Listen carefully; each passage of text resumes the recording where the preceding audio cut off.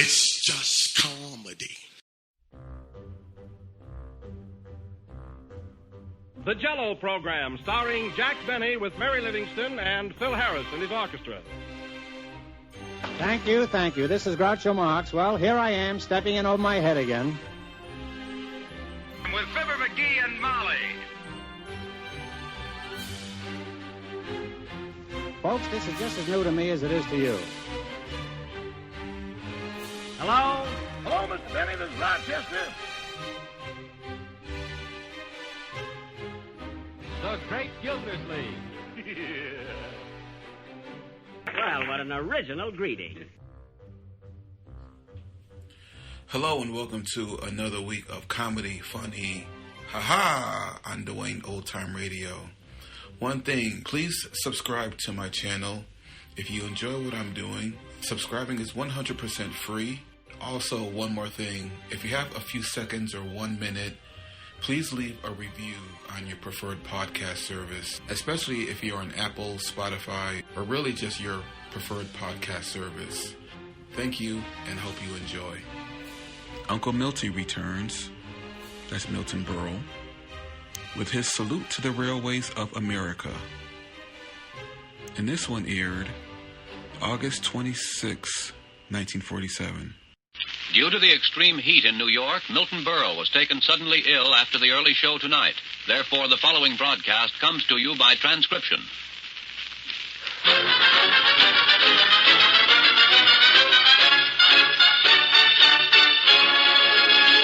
If every smoker knew what Philip Morris smokers know, they'd all change to Philip Morris. Johnny presents The Milton Berle Show.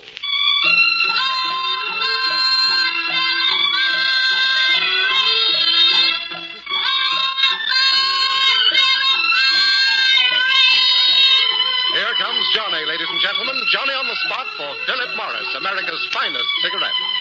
If every smoker knew what Philip Morris smokers know, they'd all change to Philip Morris. Yes, they'd all.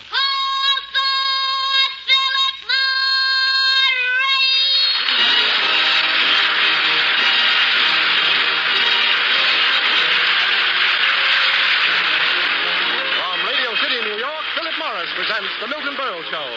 With Bert Kelton, Jack Albertson, Arnold Stang, Mary Shipp, Arthur Q. Bryan, Al Kelly, our singing star Dick Thorney, the music of Ray Block and his orchestra, and yours truly, Frank Gallup. Ladies and gentlemen, tonight we salute the railways of America. We now bring you a man who was a great inspiration for railroad building. One look at him and you want to make tracks. And here he is, Milton Berle.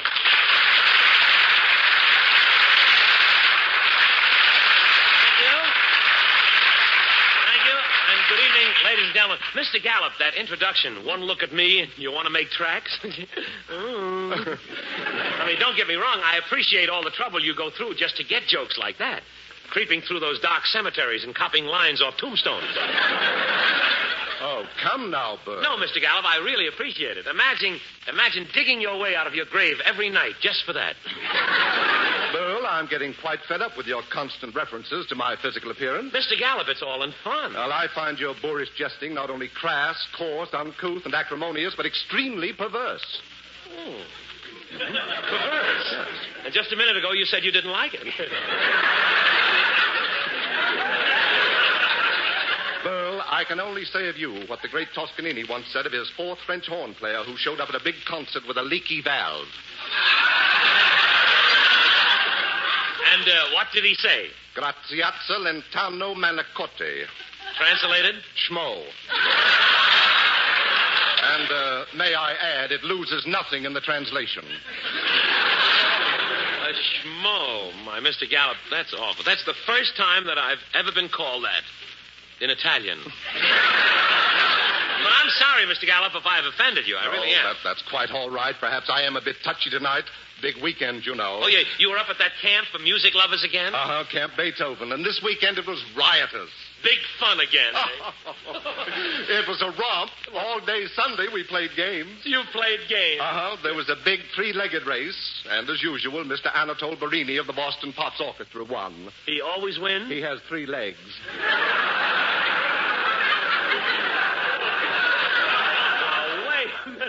Wait a minute, Mr. Gallup. A man with 3 legs and he plays in an orchestra? Well, not really. They use him as a music stand.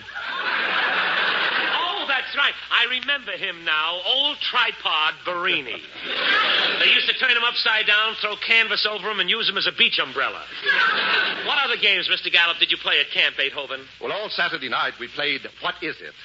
That's a new game? Yes. It's called What Is It? Uh-huh. Yeah. We all sit around the campfire, and one of the guests, Ephraim Zimbalist, he plucks the E string on his violin, and we all try to guess what note it is. Oh, that's good. And if you guess right... Zimbalist takes off his E string and gives it to you. Isn't that good? Have you ever won any E strings? 4 in one night. Oh, you must have been hot. Well, I do declare.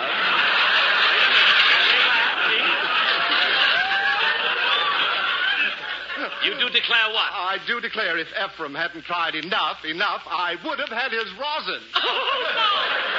Gosh, Mr. Gallup, you know, I could stand around here all night just listening to you. But I'm too young to die. We have a program to do, you know. Oh, yes, that old thing again. Burl, what's the reason for the salute to railroads this week? Well, Mr. Gallup, this is the big day in railroad history. Tonight, we're commemorating the first transcontinental railroad. Really? Just think, Mr. Gallup. 78 years ago, at Ogden, Utah, the president of the Southern Pacific Railroad, with thousands cheering, drove a solid gold spike right through the foot of the president of the Union Pacific.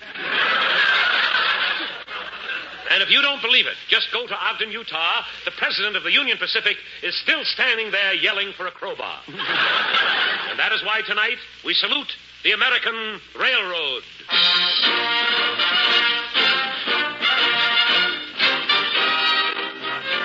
The story of the railroads is the story of America. To tell about it isn't very exciting, but to read about it is even duller.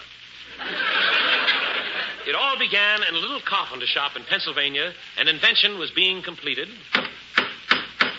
Better nail it down some more, Hank. Okay, boss. That's it. Now, more glue. More cement. Right, boss. Now, paint it down. Yes, sir. There, quick, let me try it. It didn't even budge. Success at last. Thus, the first Pullman window was invented.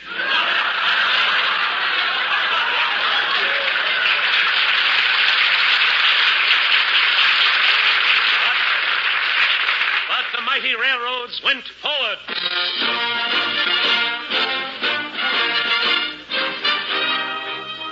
Once they had the Pullman window, they built a car around it. And in 1871, Mr. Pullman himself demonstrated his first sleeping car to a breathless crowd. Ladies and gentlemen, this is a sleeping car. I will now pull aside this green curtain and show for the first time an upper berth. Ready? There. Pardon me, madam.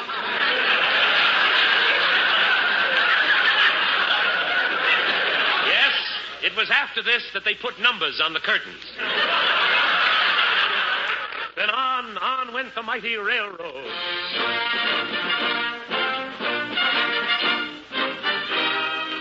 As the progress of railroads continued, safety became the watchword. New devices were added.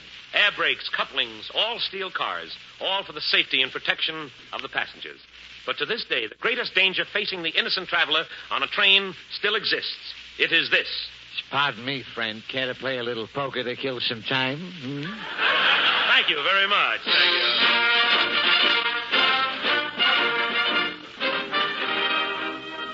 That is the story of the railroads.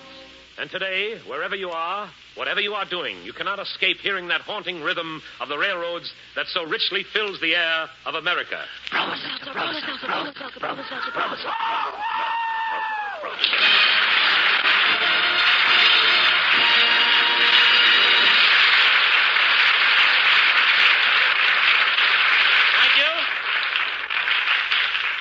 Thank you, Whispering Jack Smith. But Mr. Gallup, breathes there a man who hasn't found romance on a train? Remember when you held her hand and sang to that one and only girl? To Niagara on a sleeper, there's nothing of the cheaper. The train goes slow. Ooh, off we're going to shuffle off to Buffalo. Ah, Cynthia. Shuffling off to Buffalo with my Cynthia. The way she shuffled, you couldn't tell her from the buffalo. Remember, Cynthia, the first time I saw you on the train? How jealous I was because you sat next to the same man for the whole trip. It wasn't until later that I saw the handcuffs. Impetuous, fun-loving Cynthia. How you love to stick your head way out of the window train. The train window. It was a Studebaker. How you used to laugh when I warned you about the telephone poles until one day, boing, boing, boing. And then, Cynthia, when we pulled you in, how frightened I was when I saw that big bump behind your ear. What a relief. It was only your nose. As I remember about Cynthia. Your delicate way of getting off a train. You just lean a nail hook, snap you off. Cynthia, how different you were from the other girls who worked in the roundhouse. You were the only square. Yes, Cynthia. I'll never forget the last time that I saw you. You were racing a train to a crossing. I'll bet if you made it. But don't worry, Cynthia.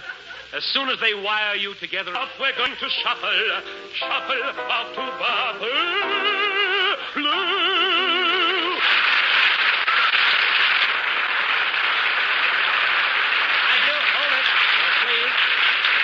Now, please. No applause. If you just like it, throw money on the stage. That's it. Berle? Oh, I'm sorry. Oh, that's your line. Berle, in our salute to railroads, let us pay tribute to an honored railroad profession that is fast disappearing, the candy butcher. The candy butcher? Yes, sir. You wait for just that moment when the tired passengers at last think they're about to get some rest. Then you come through the car. I come through the cars. Ladies and gentlemen, just a moment of your time. I have here in a basket tasty refreshments and fascinating souvenirs. Genuine, artificial, imitation, orange-type drink. Ice-cold frankfurters. Chocolate-covered nuts. Chocolate-covered candy. And that new confection that's sweeping the country. Chocolate-covered tomato herring. And while the girls of the ensemble are changing... No, wrong place, Ron. Pardon me. We have comic books, jerk beef... What is it, madam? I'd like some Philip Morris cigarettes. Would you do me a favor? Would you repeat that for the benefit of this large, intelligent audience? Philip Morris cigarettes. Yes, sir. Once more, please. I want to stay on. Philip Morris cigarettes. Thank you. You heard what the lady said. Philip Morris. Oh, that reminds me. What am I doing here? I got to put Johnny on the spot. Tell me, Johnny, and don't be hesitant about it. Why is Philip Morris so much better to smoke? Here's your answer, sir. It's because the Philip Morris smoker really gets what other smokers only hope to get. Right, Johnny. Philip Morris is the one leading cigarette with an exclusive difference in manufacture. The only leading cigarette scientifically proved far less irritating to the nose and throat. Remember, less irritation means more enjoyment. That's why the Philip Morris smoker really gets what other smokers only hope to get. Better taste, finer flavor, perfect smoking pleasure. Just a moment, please. Doesn't every smoker know that? No. If every smoker knew what Philip Morris smokers know, they'd all change to Philip Morris, America's finest cigarette. For perfect smoking pleasure, try a pack of Philip Morris today.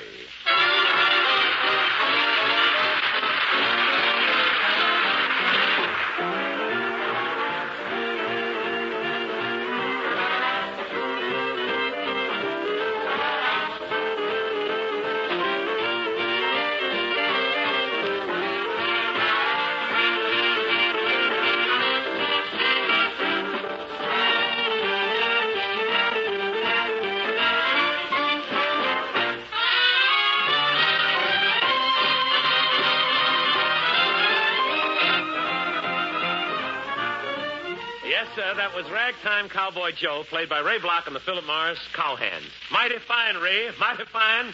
I sure like to have that orchestra out on a range. A shooting range. I'm only kidding, Ray. You just see the look that man gave me? He's a tenderfoot. That's a switch. I'm only kidding, Ray. But on with the subject, ladies and gentlemen, of American railroads as we present...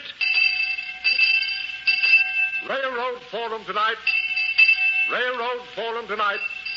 The question, will smoking room conversation ever take the place of burlesque? Thank you. You've heard the question beautifully stated by Mr. Gallup. Now, let's have questions from the floor. Let's start with this gentleman here with the false eyelashes. Young man, you have a question, sir? Mr. Berle, I'm a nervous wreck. Every time a train goes through a tunnel, I wake up shaking. You can't sleep on a train? What train? I sleep in the tunnel. Thank you. Now, your next question. This young man here in the aisle emptying a hot water bottle. Young man, what is your name? My name is Temptation. Temptation? Yeah, I was named after the song. Yes. The whole family's named after songs. We're music-type people. Oh, I see. My father's name is Annie Laurie. What's your mother's name? Old Black Joe. Wait a minute. Isn't there anyone in your family that has a name that fits him? Oh, yeah, my baby brother. What's his name? Leaf Bloop. All right, Temptation, have you got a problem? Sure, I got a problem. I want to get married, and I can't. Well, look, I ain't got enough dough, no apartment. The girl's father hates me. Please, we're discussing railroads. Oh, so my problem ain't big enough. I'm going to maybe stay a bachelor all my life, but that ain't a big enough problem for you. I want to be like other guys. I want to get married. I want to have kids. But I want a little white bungalow and Kew Gardens with a rubber plant on the porch. Please. I want to hear little voices saying, "Da-da." I want to belong to the Parent Teachers Association. Yeah, but look. What's the matter? What's the matter? It hurts you if I have a little happiness? I didn't. Shut up, you home wrecker.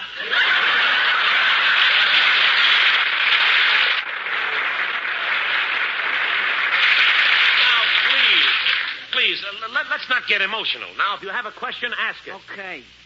You want to buy a lady's home journal? Thank you. Next question. Let's hear what the women have to say. You, madam, in the first row, rendering a chicken. What is your name, please? Tallulah Feeney. I'm a homemaker. I see. And you have a question concerning railroads? Yeah, how can I teach my husband manners on a train? He's sure a slob. Your husband has bad manners on a train? Bad. He's been thrown off cattle cars. No kidding. He gets confused on a train. Once he looked out the window and started yelling for him to stop. Why? He seen a filling station. He thought he was on a bus. I see. What a jerk. He waits until the train goes around curves. Then he starts shaving with that straight razor of his. Gosh. Last time he come back from the washroom holding his ear. It was cut? It was off. You have your troubles. Him and his crazy habits. On trains, he likes to sleep without pajamas. It's amazing. Well, what's amazing about sleeping without pajamas? On the observation platform? I see. So does everybody else. Oh. In the dining car. That's when he's really cute. He's cute, eh? Yeah. At the table, he opens up a newspaper, takes off his shoes and stockings, and starts flexing his toes. His toes? Why? He's holding the paper with his hands in. He's got to eat with something. Well, that's awful.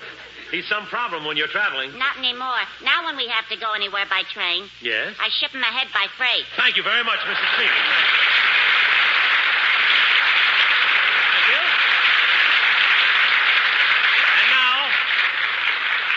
And now, as a tribute to those famous underground trains New Yorkers know so well, we've been asked to repeat our rendition of the official subway song. Music sketch. Oh, I wish I was on the Sea Beach local, sipping on a Coca-Cola. Look away, look away, look away, Coney Isle. Oh, you push and shove, but it's waste of fighting just to spend the day at Brighton. Look away, look away, look away, Coney Isle. Then we wish we were at Coney. Hooray, hooray. And Coney Island hot dog stands will fill ourselves with relish. Away, away, away, away, away downtown in Brooklyn. Away, away, away, away, away down south in Brooklyn.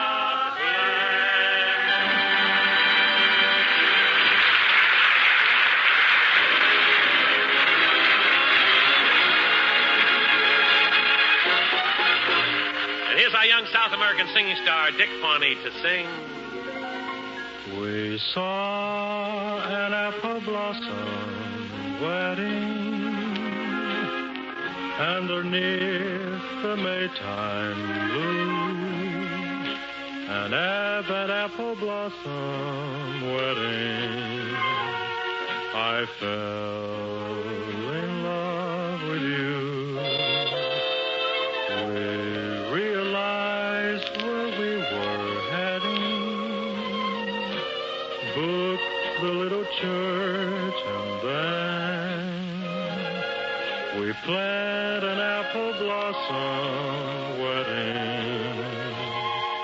When spring came round again, so I waited for the flowers, dreaming of a wedding ring, but I only found the showers. You took away the spring. I saw the apple blossom wedding from the balcony above. You had your apple blossom wedding. I lost my apple blossom love.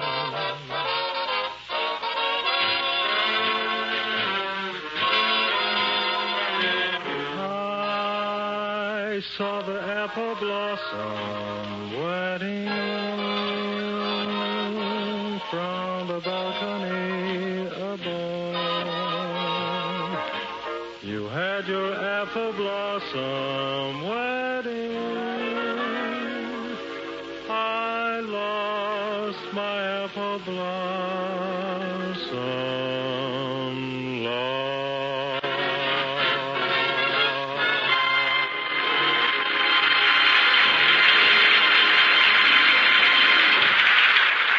Wonderful, Dick. Take a bow. Wonderful, Dick Barney.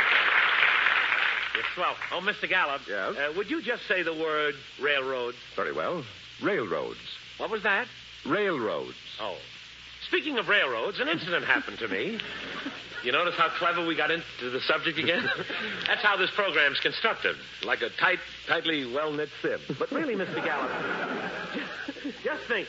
Just this week, I had an experience about meeting a train. It was one morning after breakfast. I was about to leave the house, and I'll never forget. Well, goodbye, dear. Goodbye, Milton. Goodbye, Junior. Junior, you be a good boy. You're kidding. I know. Gosh, I'll be late for rehearsal. Who can this be? Come in. Telegram for Milton Berle, $1.20 collect. Sign here. There. Here's the money.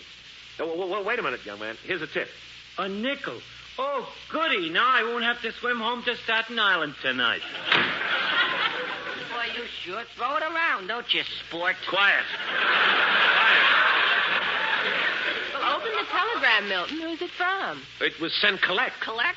That's Uncle Judas's pen name. Quiet now. Well, Junior's right. It's from Kansas City. It says arriving on the Monarch at Grand Central Depot today. Please meet the train. Uncle Julius. Milton, today? Gee, I better rush down to Grand Central and meet him. I'll go with you, Pop. You know what happens to you in a crowd. What about me in a crowd? If you see more than 4 people in one place, you start doing your old vaudeville act. Oh, stop it. I'm tired of passing through the crowd with that tambourine. Quiet. Come on, let's go. Come on.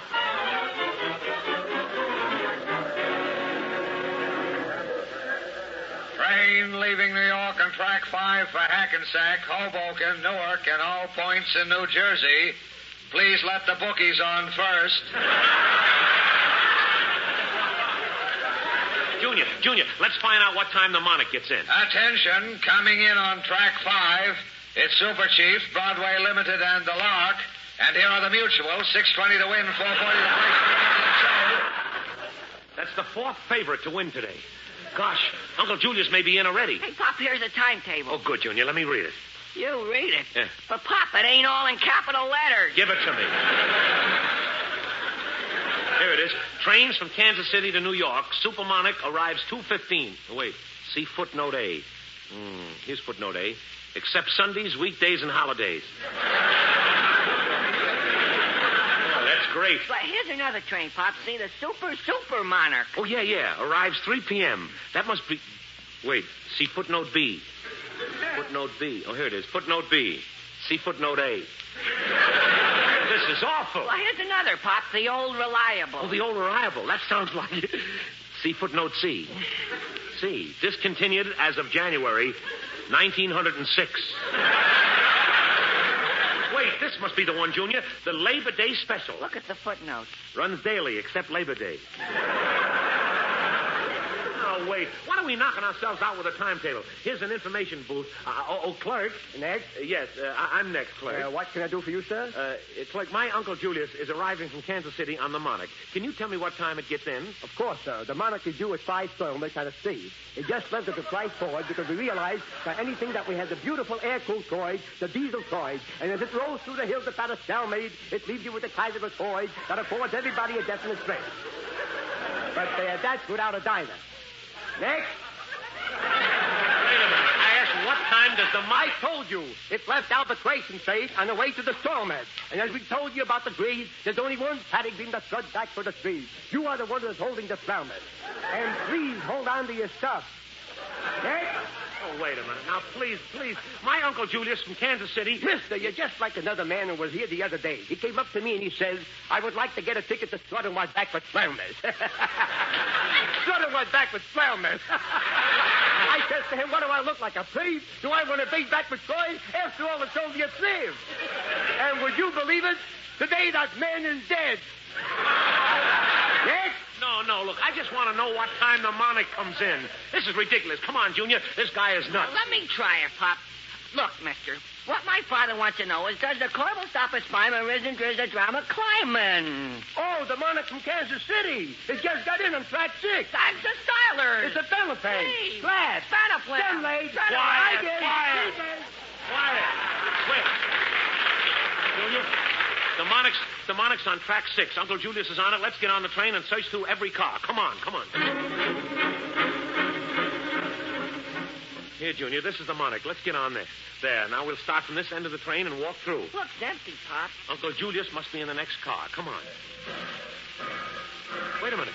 Look, the train is moving. Come on, let's get off. No, you don't understand, Pop. This train isn't moving. It isn't? No, it's the train next to us that's moving. Optical illusion. I learned that in science class. Oh, no kidding. Oh, optical illusion. Gosh, Junior, sometimes you're amazed at it. You're so intelligent. But let's go through the rest of the cars. Uncle Julius! Uncle Julius!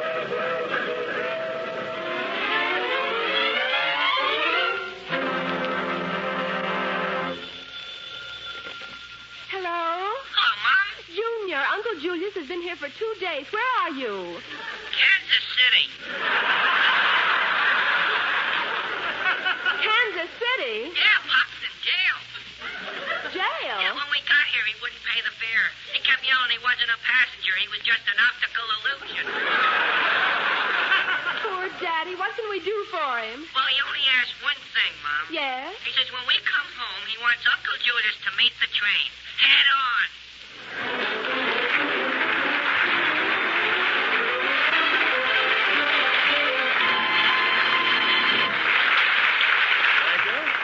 Back as soon as Mr. Gallup tells you about... Philip Morris is the only leading cigarette scientifically proved far less irritating to the nose and throat. Remember, less irritation means more enjoyment. That's why the Philip Morris smoker really gets what other smokers only hope to get. Better taste, finer flavor, perfect smoking pleasure. Yes, it's true. If every smoker knew what Philip Morris smokers know, they'd all change to Philip Morris. Made by Americans, for Americans, to suit American taste. Philip Morris, America's finest cigarette. Well, thank you. That about winds up and closes the lid for tonight. And on behalf, ladies and gentlemen, of our cast and our sponsor, Philip Morris, may I welcome the thousands of American Legion members who have gathered here in New York for their annual convention. In case any of you Legionnaires would wish to have some tickets to our broadcast, here's Mr. Peblum of NBC's guest relations staff who will tell you just how to get them. Mr. Peblum. Legionnaires, all you have to do is to apply to the nearest strongmate. Ask for Miss Taserbaum, who will take very good care of your grain. Always give you the tickets for same, strongman, and 3 for that. Simple, isn't it? Good night, everyone. Good night, everyone.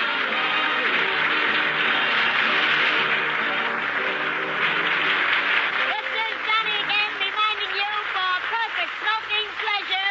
Roll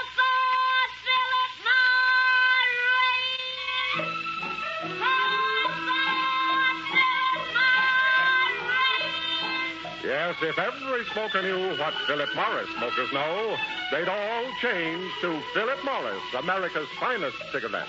And now, goodbye, Johnny. See you next Tuesday, same time, same station, when Philip Morris will again present the Milton Berle Show. Until then...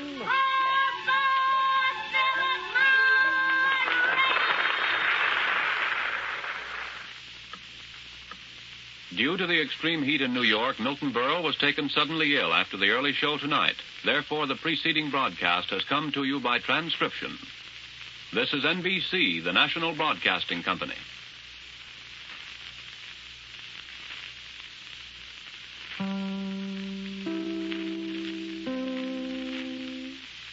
Thank you for listening to and showing your support for my podcast. If you would like to receive notifications of when new episodes are posted, please subscribe to my channel. Subscriptions are 100% free, and they really help me get an idea of how I'm doing. Well, hope you enjoyed, and until next time, stay safe, wish you well, and as always, peace.